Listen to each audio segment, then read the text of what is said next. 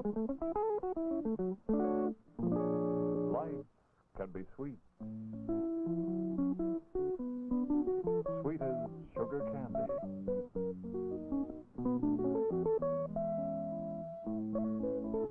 Sweet as golden syrup.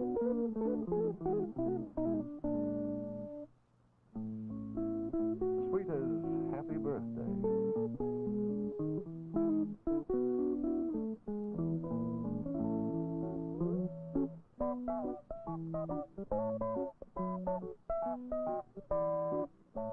Wherever people are playing, wherever people are working, the daily grind is so much sweeter with a dash of sugar in your coffee.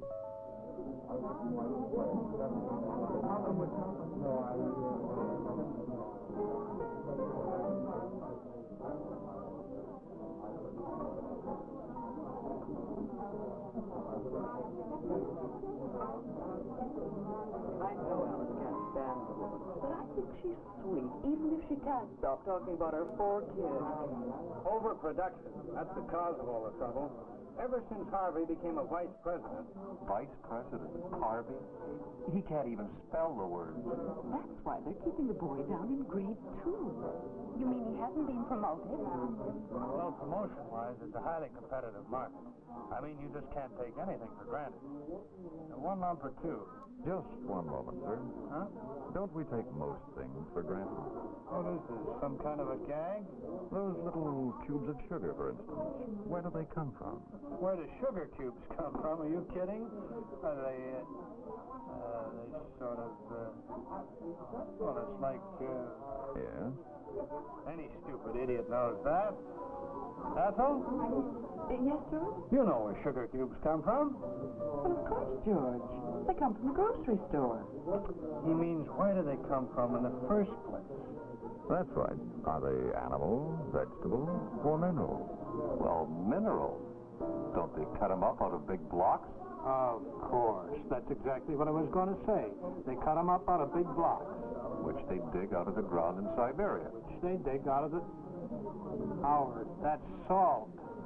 Oh, yeah. Well, Betty, you did a course on home economics. How do they make sugar? Well, don't they kind of grow it? That's right. They grow them on sugar bushes. I thought it had something to do with beetroot. Beetroot? Wouldn't they be red? Red, of course. That's it. Sugar cubes come from Cuba. Well, some do, but not these. All right, I'll buy it. Where do they come from? Well, suppose we take a look at that glass of water. Sugar is made from water and air. We can't do it ourselves. The trick of making sugar is a special talent of the vegetable world. And no plant does it more efficiently than the sugar cane. Day by day, the cane takes the water from the soil and the carbon dioxide from the air and stores them in a unique combination that we call sugar. This is Fiji in the South Pacific, where most of the sugar we use in British Columbia is first created. Sugar cane is not grown from seeds, but from cuttings. Long stalks of the mature cane are fed into a special plow, which cuts them into short pieces, and these are planted horizontally in the soil. Every cutting has 3 or 4 buds, and soon after planting, the buds sprout, put down roots, and grow into new plants. For the sugar cane is really a kind of grass, a giant perennial grass which may grow 20 feet tall, with stalks as thick as a man's wrist. Sugarcane needs tropical sunshine and plenty of water, as much as 100 inches per acre. But where conditions are right, it grows fast and high, and in a year or so, the crop is ready for harvesting.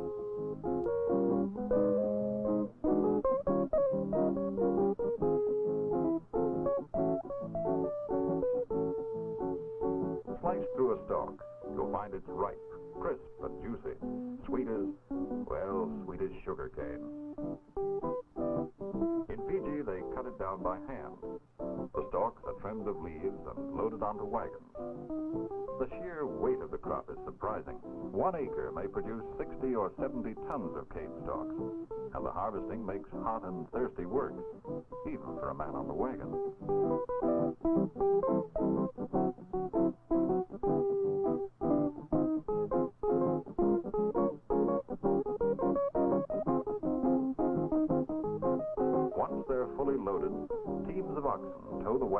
central collection points scattered around the plantations. Here they line up on the narrow gauge railway track, waiting for the train that will haul them to the mill. And this year it looks like a bumper harvest.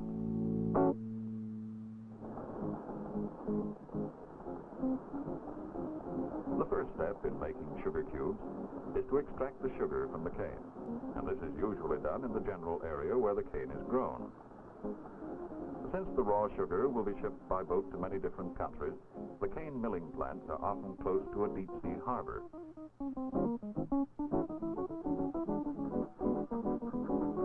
Different trains bring in a constant stream of trucks piled high with cane stalks. For today, sugar is the chief crop of the Fiji Islands.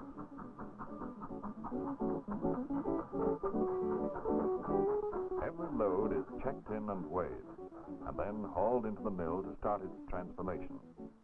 Some of the processes are intricate and complicated, but the first move is a pushover.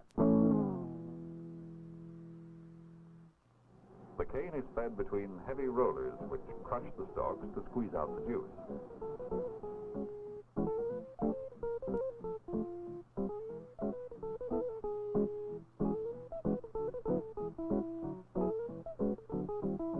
The cane juice is extracted and run into tanks to be treated chemically, clarified, and finally piped to the evaporators, large cylindrical drums where it can be boiled under vacuum to remove most of the water. The concentrated juice becomes a thick syrup, and in the vacuum fans, the sugar crystallizes out. The sticky brown mixture of sugar crystals and syrup is fed into centrifugal machines which revolve at high speed. This operation is called curing or purging the sugar, and in a few minutes the mother liquor has been spun off, leaving a mass of golden brown crystals, ready to be conveyed by a turning scroll to storage bins, from which the sugar feeds down by gravity into bags. This is raw sugar, about 96% pure sucrose, and it is this product which is shipped to refineries all over the world. The bags are used to transport the sugar to the boat, and conveyor belts bring them to the main dispatch point.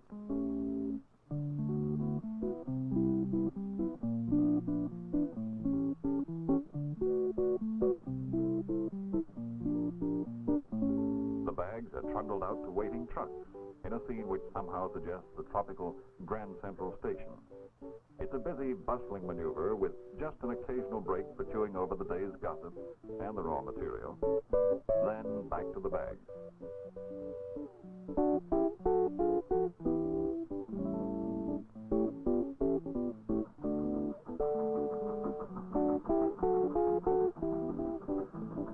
Another engine hauls the trucks to the dockside, and then loading gets underway.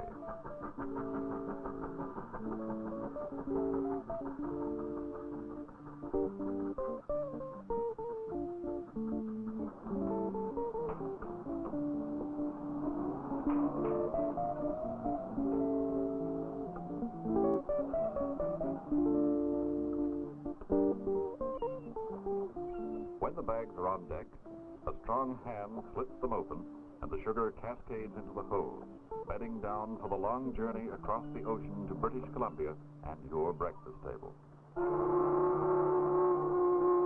In Vancouver, the boats tie up at the sugar refinery's wharf, and from here on, mechanization moves into top gear.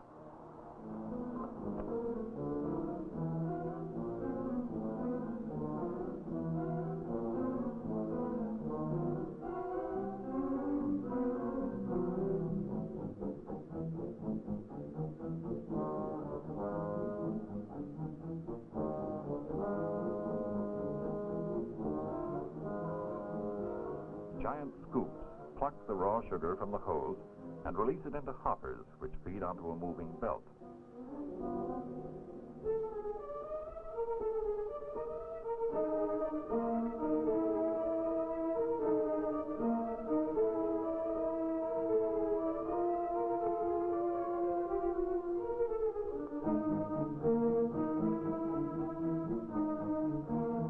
The sugar is carried up to the weigh house, where each hopper load is sampled and accurately weighed.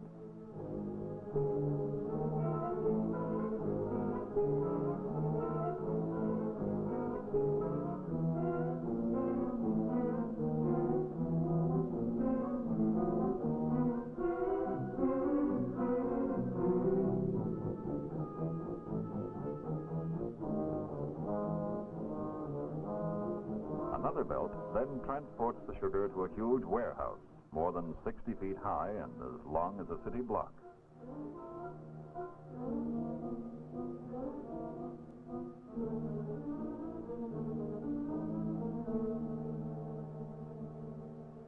Inside, the sugar is stored in towering mounds, thousands of tons at a time, a gigantic reservoir of raw sugar to keep the refinery in constant production until the next boat arrives.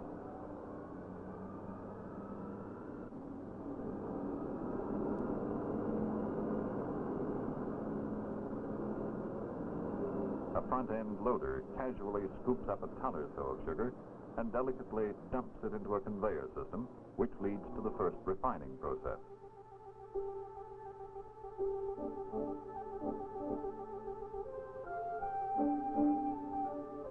Raw sugar is mingled with a hot syrup to form a thick, semi-fluid material called magma.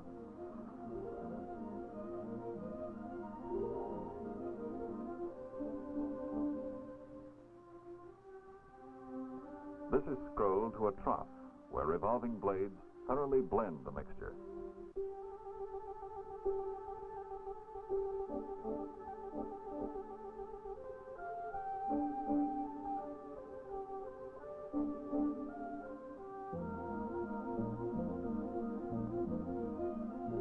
The magma is then fed into a bank of centrifugal machines.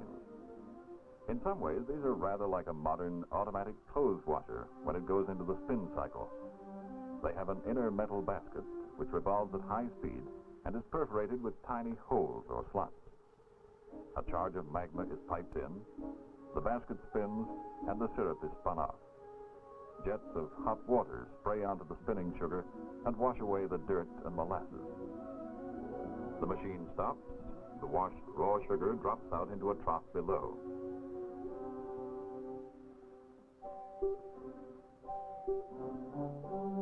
Here it's mixed with hot sweet water and scrolled to the melting tanks, where revolving paddles stir it until the sugar dissolves. This solution is called washed raw liquor. The sweet water used in the melting is a dilute sugar solution of high purity, which is a byproduct of later processes in the refinery. These liquors of different degrees of purity and density are stored in tanks and tallied on an indicator board.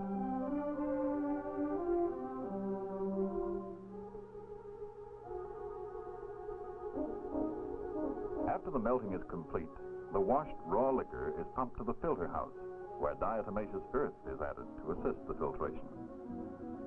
The mixture is forced into a filter press, where all the suspended impurities are removed and a clear, bright golden solution trickles out of a row of tubes along the drum.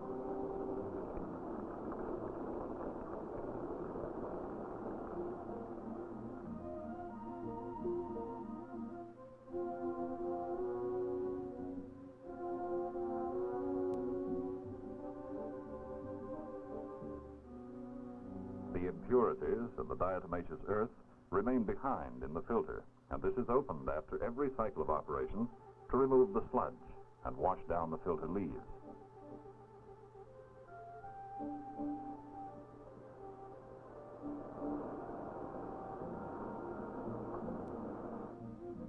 To decolorize the filtered liquor, it is piped into char filters, where it trickles slowly through long columns of bone charcoal.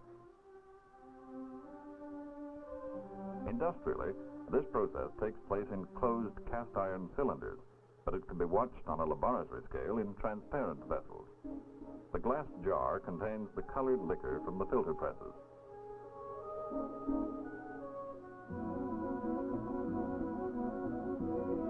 It drips slowly through a glass column packed with bone char and comes out the other end sparkling clear and water white.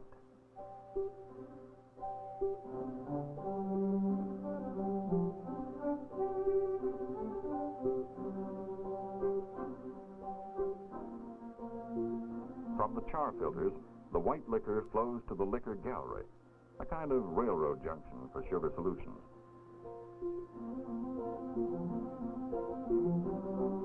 Here, the various liquors are inspected, checked, and routed to other points in the refinery.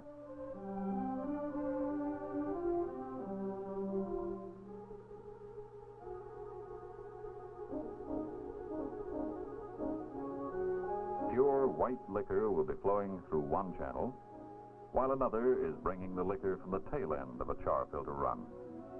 After a certain time, the decolorizing power of the char falls off, and the filtrate becomes golden yellow.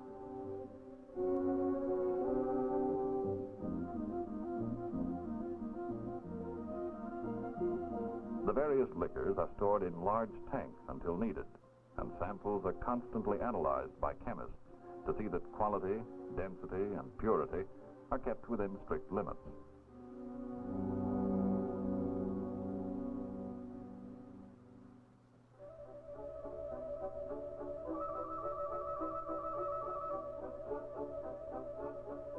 The white liquor at this stage contains about 60% sugar, and it then goes to the pan room to be boiled in evaporators and concentrated. The huge gleaming pans are heated by steam coils, and a high vacuum is maintained by condensers and pumps.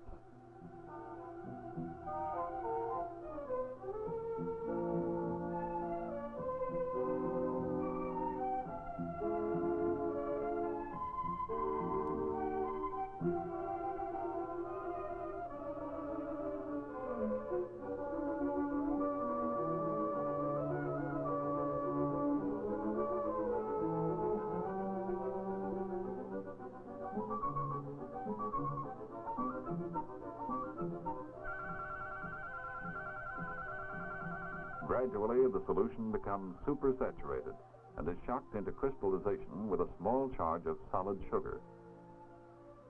The crystallization proceeds rapidly while a technician watches through an inspection port.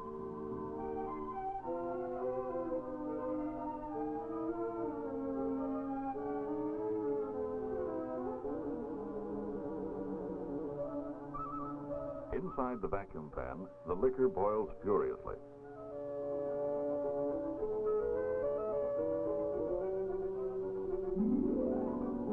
And when the process is nearly complete, the pan is sampled and the sample inspected.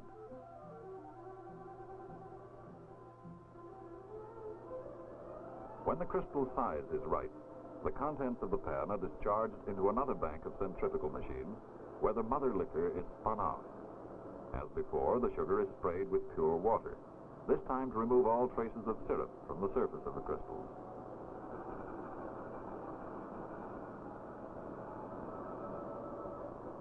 Indicator dials record the cycling of the purging process, while the sugar crystals, almost 100% pure sucrose, spin in the basket.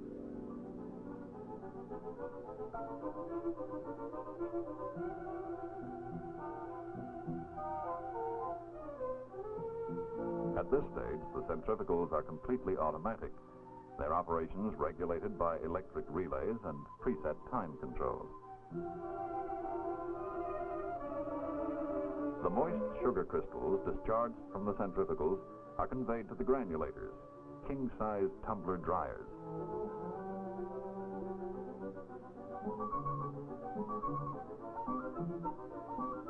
Inside, they are fitted with a series of shallow shelves which alternately lift the sugar and shower it through a current of hot air while the drum revolves. And this is where the final product emerges. Pure white, granulated cane sugar. For sifting on strawberries, for baking a cake, or ready for packing in those familiar 5-pound bags.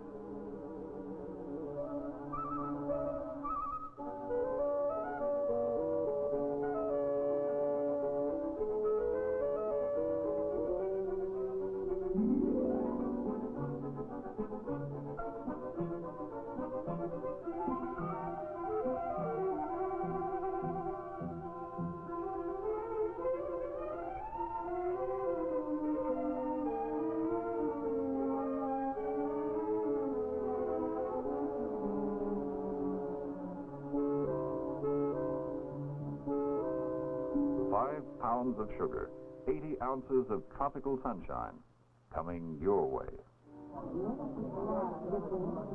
Well, that's fine, but how about the cubes?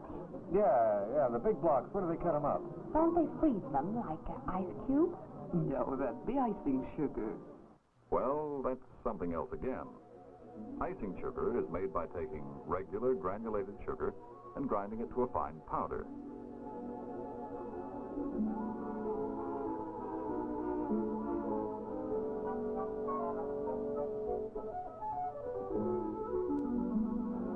It's used to make confectioner's icing. But we do use sugar in many different forms. The golden yellow filtrate we saw flowing into the liquor gallery is boiled to make golden yellow sugar. The yellow and brown sugars we use on our porridge and in cooking are basically the same pure sucrose as the granulated white.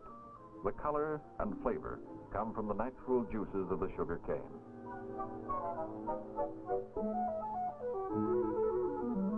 And golden sugar leads to golden syrup. This favorite dessert topping is really a highly concentrated solution of invert sugar. The sucrose has been converted into a mixture of two other natural sugars, glucose and fructose. The presence of each one prevents the crystallization of the other, and so the mixture remains permanently liquid. A golden stream of pure, sweet flavor.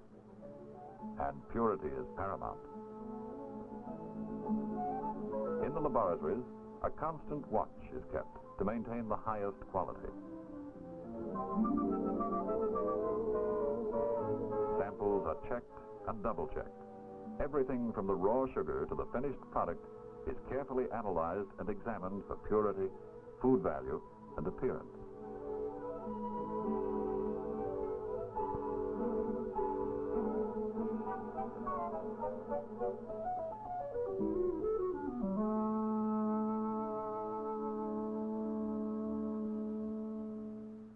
Throughout the world, scientists in the sugar industry are working on methods of improving the yields from natural sources, testing new refining techniques, and finding ways to meet the ever-increasing demand. For sugar is one of our major food sources.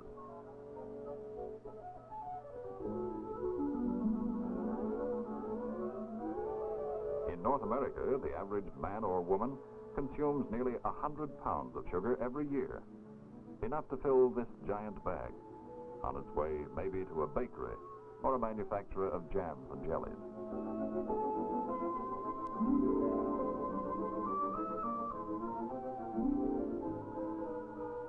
Sugar in large bags or in small ones, like these tiny packets made for airlines and restaurants. Large bags, square packets, square boxes, square cubes. Where do they come from? Well, it starts with a controlled boiling in the pan room. The sugar is spun in the centrifugals, and the moist crystals are fed into a special cube press. Yes, each cube is individually molded in a rotary press. The cubes drop out onto trays, and the trays are passed on a conveyor into drying ovens.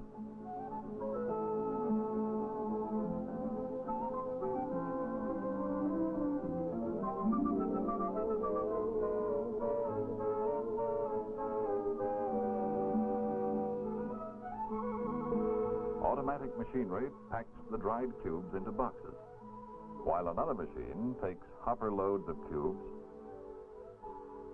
assembles them into a moving straight line, and passes them to an ingenious wrapping device. This mechanical marvel wraps and seals the little twin cubes that you find in hotels and cafes.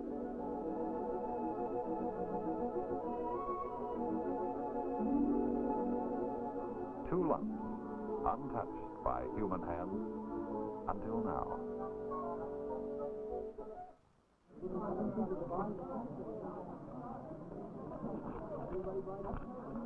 You know, they are rather cute. How about you, Betty? One or two? Oh, no, not for me, thanks. I have to count my calories. Well, let's count them right. In 2 cubes of sugar, you get 30 calories. That's less than 1 strip of bacon, half a sausage, 1 pat of butter, or even a small corner of that steak you just put away.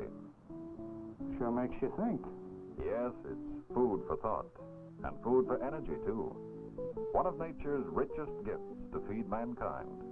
Sugar, sweet sugar, bringing a touch of sunshine into our daily lives and our daily coffee, whether you take 1 lump or 2.